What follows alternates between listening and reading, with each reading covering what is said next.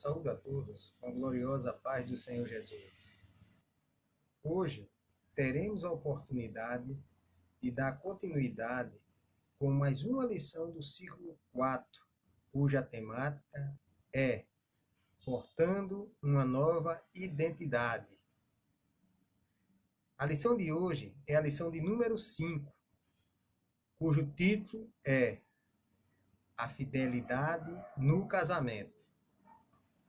O propósito dessa lição é esclarecer como deve ser a conduta do cristão em relação ao casamento. E também é a oportunidade de mostrar a diferença dos valores do reino de Deus com relação ao casamento e o modismo relativista deste mundo. O primeiro, ele venera o matrimônio e o leito sem mácula, enquanto o segundo, ele banaliza o sexo e o relacionamento, mas também é um alerta para o perigo da luxúria, que é destrutiva, e um passo para a infidelidade. Mas antes de iniciar, vamos fazer uma oração e peço que ore comigo. Soberano Deus, eterno Pai, Pai querido, Pai amado, te agradecemos ao Senhor por mais esta rica oportunidade que vós tem nos concedido, Pai. Senhor, de transmitir a tua palavra, Senhor, adentre em nossos corações, Senhor. Faz com que ele seja, Senhor, mais sucessivo à tua palavra e que possamos, Senhor, guardá-la, não como um objeto lacrado, Senhor, mas que possamos abrir, Senhor, abrir mão do nosso aprendizagem e transmitir através da prática, Senhor. Transmitir para aqueles que estão perdidos neste mundo, Senhor, necessitando de Ti. Pai Santo, alcança, Senhor, aos lares, Senhor. Alcança, Senhor, as mentes, Senhor, dos homens, Senhor, das mulheres que estão vendo essa aula, Pai. Pai Santo, Pai querido, tudo isso eu te peço e desde já te agradeço, em nome do Senhor Jesus. Amém. Na lição anterior, aprendemos a deixar claro aos alunos o caráter não antinomista do Evangelho. Chamar atenção para o fato de que a ira pode se tornar algo destrutivo em nossas vidas. Estimular os alunos a viver na prática seu chamado como pacificadores e agentes de misericórdia do reino de Deus. O objetivo da lição de hoje é conscientizarmos de que não apenas o adultério é pecado, mas também a luxúria. Apontar que o pecado não vem de fora para dentro, mas de dentro para fora. Enfatizar a indissolubilidade do casamento como instituição divina. O texto bíblico base encontra-se em Mateus, capítulo 5, do versículo 27 ao 32. Vamos ler? Ouviste o que foi dito aos antigos: não cometerás adultério. Eu, porém, vos digo que qualquer que atentar numa mulher para cobiçar, já em seu coração cometeu adultério com ela. Portanto, se o teu olho direito te escandalizar, arranca-o e atira-o para longe de ti, pois te é melhor que se perca um dos teus membros do que todo o corpo seja lançado no inferno. Se a tua mão direita te escandalizar, corta, atira para longe de ti, porque te é melhor que um dos teus membros se perca do que todo o corpo seja lançado no inferno. Também foi dito: qualquer que deixar sua mulher, lhe dê carta de desquite. Eu, porém, vos digo que qualquer que repudiar sua mulher, a não ser por causa de prostituição, faz que ela cometa adultério. E qualquer que casar com a repudiada comete adultério. Amém? E para a nossa meditação, fica um texto que está escrito em Hebreus, capítulo 13, versículo 4, onde está escrito: venerado seja entre todos o matrimônio e o leito sem mácula, porém, aos que se dão à prostituição e aos adúlteros, Deus o julgará. Antes de dar início, vamos mencionar 3 palavras, como adultério, prostituição e fornicação. E vamos ver a diferença entre elas, ou a relação entre elas. Ok? Adultério. Segundo o dicionário, é infidelidade conjugal, traição de um dos cônjuges. É a traição que se efetiva quando alguém tem relação sexual com outra pessoa com a qual não está casado. Isso é adultério. Já prostituição é o ato ou o efeito de se prostituir. É a atividade de quem obtém lucro através da oferta de serviços sexuais. Uma vida desregrada, de devassidão, né? É uma profanação. Já fornicação é a ação de fornicar. Sexo ou relação sexual. 8. Relação sexual entre pessoas que não são casadas ou não possuem relacionamento estável. É uma relação sexual com teor pecaminoso. É o pecado de luxúria, né? Esses são pecados carnais, né? Não é diferente do adultério. O adultério é quando uma pessoa casada tem relação com outra pessoa, a não ser a sua esposa ou seu marido. Já a fornicação pode ser 2 pessoas que não são casadas, simplesmente se encontram e fazem. A ideia dessa lição é esclarecer quanto a nossa conduta em relação ao casamento. Coloca os valores do casamento do reino de Deus de um lado e os modismos relativistas do mundo do outro, né? Como os filhos do reino, devemos ser diferentes, remando contra a correnteza da imoralidade deste mundo. Ora, se bem que somos em menor número, nós não devemos se deixar levar pela grande maioria, pelo modismo, o que está acontecendo no mundo. É fácil ter qualquer brigazinha, deixar a esposa, casar com outra, a esposa já está envelhecida, a esposa já não tem a beleza quando se casou, então eu vou deixar minha esposa e procurar uma mais nova, uma mais bela. É isso que acontece na sociedade de hoje.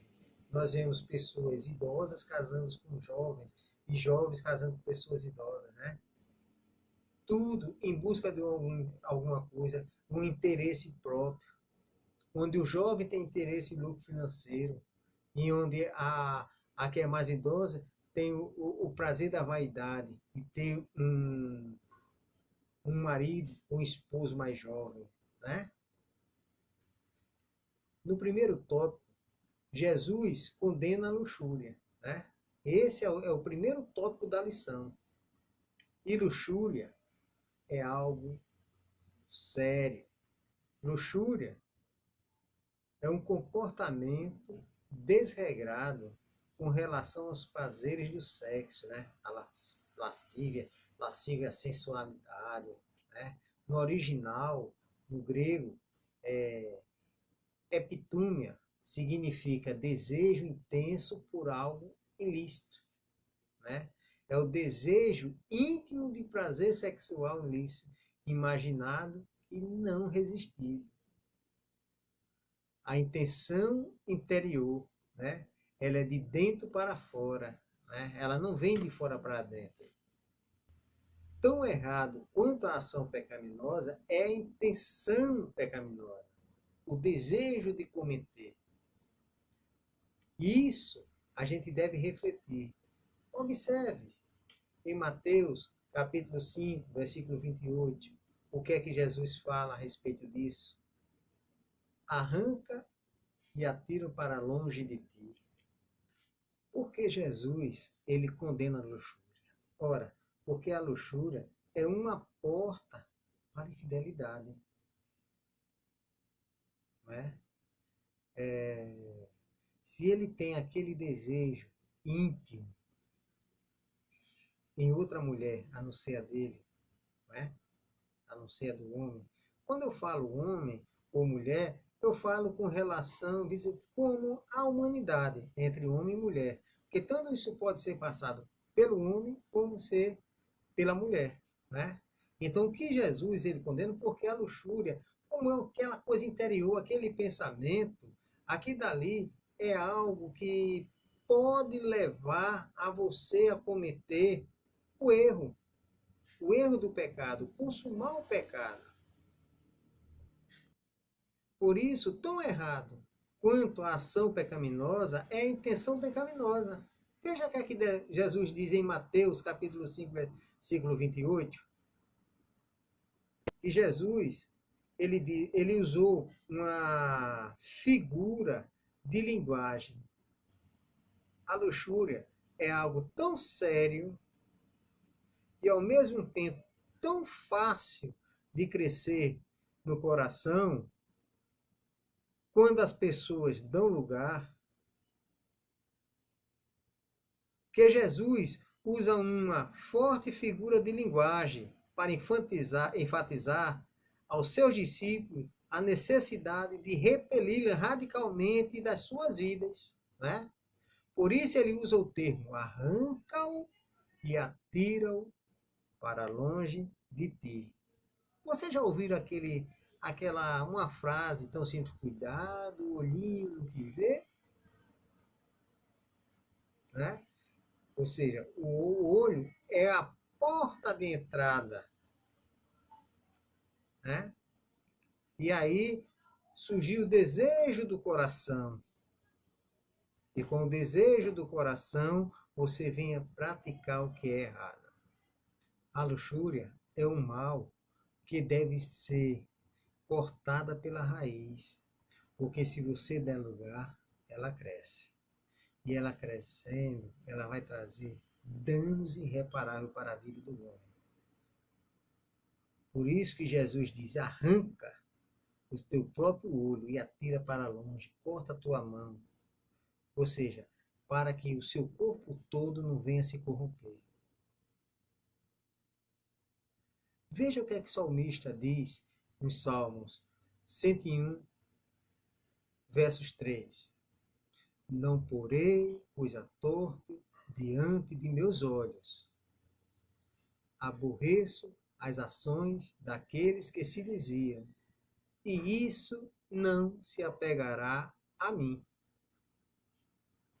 Devido ao perigo do pecado sexual, Jesus utiliza uma figura de linguagem radical para dar ênfase à necessidade de repelir a luxúria de nossas vidas, logo nas primeiras manifestações. Mas o que ele estava querendo dizer quando afirmou: arranca o olho, corte a mão? Conhecemos as nossas fragilidades e não podemos brincar com certas coisas, pois elas podem despertar desejos impuros. Assim, vamos cortar todo o risco. Nem todo mundo é igual, mas você se conhece, então cuidado. Cuidado com o quê? Cuidado com os filmes, revistas, programas, sites, essas coisas que possam trazer coisas perniciosas para a sua vida.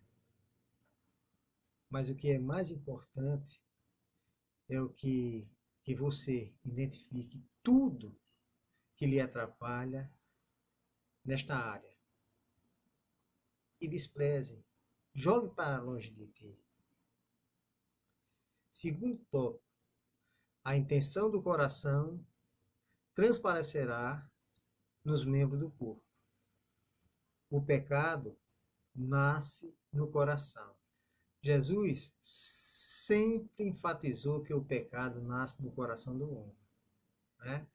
Vamos ver em Marcos capítulo 7, versículo do 21 ao 23.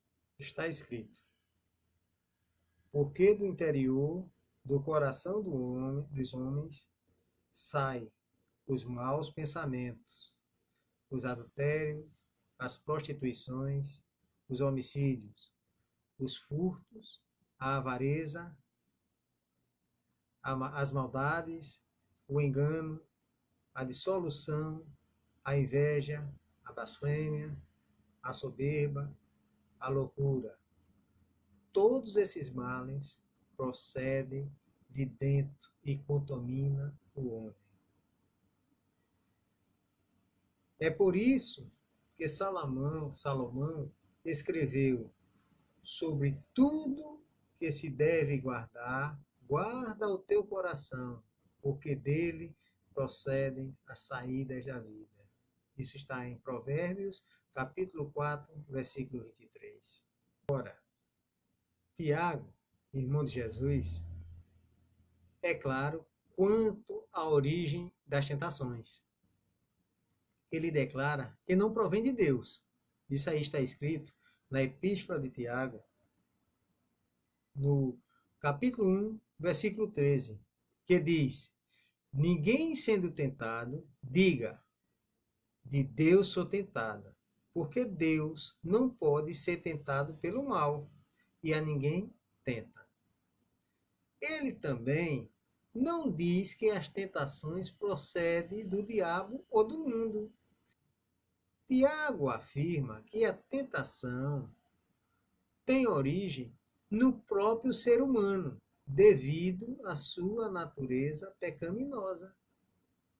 Vamos seguir com os versículos 14 e 15, que diz: mas cada um é tentado quando atraído ou engodado, ou quer dizer seduzido, né, pela sua própria concupiscências.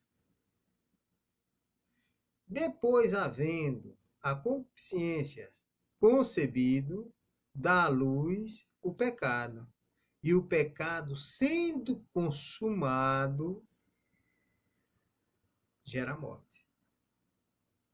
A luxúria está no interior. Se tem desejo, você pode frear, mas no dia que você coloca ela em ação, ou seja, comete o ato, é o pecado que gera morte. A natureza pecaminosa. O problema é que o pecado está no fato de os homens serem pecadores por natureza. Como bem explica Tiago, cada um é tentado quando atraído e engodado pelas suas próprias concupiscências. Foi o que eu li no tópico anterior, em Tiago 1,14. É verdade que a tentação envolve induções externas. Porém, o pecado sempre é uma escolha da pessoa que o comete. Em alguns momentos, o desejo de fazer o que é errado pode estar presente de forma natural ou, de outras vezes, pode ser estimulado externamente. Mas, em qualquer dos casos, o indivíduo sempre é o responsável. Você é responsável pelos seus atos. O pecado, ele não vem de fora para dentro. O pecado sai de dentro para fora. Ou seja, ele está dentro de nós. pela nossa própria natureza. Ora, o que vem de fora são apenas estímulos para que o pecado se manifeste dentro de nós. Logo, as tentações, na verdade, não exercem alguma força sobre a pessoa para fazê-la cair, mas apenas revela a nossa natureza interior. É bom que fique claro que a tentação não é pecado. O pecado é ceder a ela. Ou seja, o pecado é ceder à tentação. Quando um homem se compromete a amar sua esposa, assim como Cristo amou e se entregou por ela, ele será sempre fiel. Há uma coisa com que a igreja já pode contar: a fidelidade do noivo. Nisso, a esposa cujo marido a ama como Cristo amou a igreja, também pode confiar. Não é verdade? Nossas esposas devem ser capazes de descansar em nossa fidelidade. Terceiro tópico: a indissolubilidade do casamento. O que a Bíblia diz sobre o casamento? Em Gênesis, capítulo 2, do versículo 18 ao 24, o casamento é uma ideia de Deus. Já em Gênesis, capítulo 24, do versículo 58 ao 60, o compromisso é essencial para um casamento bem-sucedido. Em Gênesis, capítulo 29, o versículo 10 e 11, o romance é importante. Já em Jeremias, capítulo 7, 34, o casamento proporciona momentos de imensa felicidade. Em Malaquias, capítulo 2, versículo 14 e 15, o casamento cria o melhor ambiente para a educação dos filhos. Já em Mateus, capítulo 5, versículo 32, a infidelidade quebra o vínculo de confiança, que é a base de todo relacionamento. Como é que pode ter um bom relacionamento se não há confiança? Em Mateus, capítulo 19, versículo 6, o casamento é permanente. Mas já Paulo, em Romanos, capítulo 7, versículo 2 e 3, ele diz que o correto é que apenas a morte dissolva um casamento. Em Efésios, capítulo 5, versículo 21 ao 33, o casamento está baseado nos princípios práticos do amor, não em sentimentos. E em Efésios, capítulo 5, versículo 23 ao 32, o casamento é um símbolo vivo de Cristo e a igreja. E já em Hebreus, capítulo 13, versículo 4, o casamento é bom e honroso. E sobre o divórcio? Jesus aproveita o tema do adultério para dizer que o casamento não deve ser dissolvido. Mas a lei permitia. A lei permitia somente em caso de adultério. O divórcio, em caso de adultério, seria apenas uma exceção. A questão do divórcio na época de Jesus. Na época de Jesus, havia duas correntes judaicas divergentes na interpretação do que a lei mosaica afirmava em relação ao divórcio. Era a corrente Shammai e a de Hillel.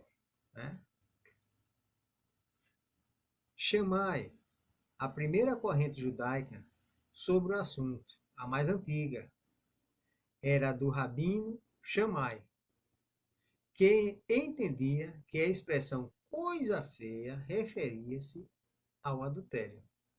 de maneira que a lei mosaica estaria afirmando que o divórcio só seria permitido no caso de adultério. Já Hillel, uma corrente liberal e recente do rabino Hillel, que viveu no período de 60 anos antes de Cristo até 20 anos depois de Cristo, ele interpretava coisa feia como qualquer coisa desagradável e não adultério. E ainda usava como ênfase para essa interpretação a expressão não achar graça em seus olhos. De maneira que, na época de Jesus, muitos divórcios era por qualquer motivo. Se dava por qualquer motivo. Essa corrente liberal do Rabino Hillel permanece até hoje na sociedade, que por qualquer motivo estão se divorciando. Ora, se a esposa já envelhece, já não tem o mesmo atrativo como era nova, o esposo procura uma que lhe agrade os olhos, uma que tenha uma beleza exterior, que possa suprir a sua vaidade. Não é dessa forma que hoje nós temos uma sociedade devastada pelo pecado, onde homens que têm anos e anos de casamento se deixam sua esposa para se casar ou conviver com a outra mais jovem, e vice-versa, né? Jovens se vendendo para uma pessoa que tenha a idade de ser sua mãe ou até mesmo sua avó. É o que nós vemos na mídia hoje em dia, né? Tudo isso é para a degradação da sociedade, da humanidade. Jesus, quando verteu seu sangue, ele verteu seu sangue por todos. É por isso que nós devemos dar exemplo como cristãos. O casamento tem que ser sólido, firmado de uma rocha Jesus. Eu te confesso, quando eu conheci minha esposa, eu não servia ao Senhor. Mas depois de 10 anos casada, eu tive o prazer de conhecer o Senhor, de vê-lo como verdadeiramente Ele é. Mas ainda hoje eu convivo com a minha mesma esposa, aquela que eu conheci na minha mocidade, né? Sendo fiel a ela, amando, como está escrito em Provérbios, capítulo 5, o versículo 18. Seja bendito o teu manancial, alegra-te com a mulher da tua mocidade. Porque, filho meu, andarias atraído pela estranha e abraçarias com o seio da estrangeira. Porque o caminho do homem estão perante os olhos do Senhor. Ele aplana todas as suas carreiras. Ora, Jesus deixa claro que a interpretação de chamar estava certa, ressaltando também a necessidade de se evitar a luxúria no coração, né? Outro fato importante que se deve levar em conta é que, mesmo em caso de adultério, quando o divórcio seria excepcionalmente permitido, é possível perdão. A reconstrução do relacionamento do casal diante de Deus. Pois o que Deus ajuntou, não separe o homem, né? Ou seja, o casamento só deve ser separado na morte. Isso que foi frisado em Romanos capítulo 7 pelo apóstolo Paulo. né? Que o casamento só pode ser dissolvido pela morte. Mas caso o cônjuge seja abandonado, outra exceção que vemos na Bíblia para o divórcio é o caso do abandono do cônjuge. Nesse caso, na verdade, o cônjuge cristão não buscou o divórcio. Ele é que foi abandonado. No caso em que o cônjuge cristão é abandonado por causa de sua fé, aquele está, obviamente, desobrigado de manter-se no casamento. É o que está escrito na primeira carta aos Coríntios, capítulo 7, versículo 15. Podemos ler. Mas, se o descrente se apartar, aparte-se, porque neste caso, o irmão ou irmã não está sujeito à servidão, mas Deus chamou para a paz. Amém? E para concluir, nós podemos ver que tanto a prática do pecado quanto a intenção de pecar são abomináveis aos olhos do Senhor. E que o desejo intenso e íntimo de pecar, ou seja, a luxúria, está dentro do ser humano. Ele não está fora, está dentro. E que a permissão de se divorciar deve ser tratado como exceção à regra.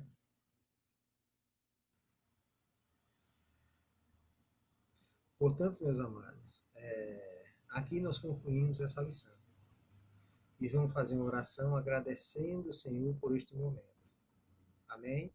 Soberano Deus, eterno Pai, Pai querido, Pai amado, te agradecemos ao Senhor porque nos concedeste esse tempo, Senhor, de estar diante do teu servo, levando a tua palavra.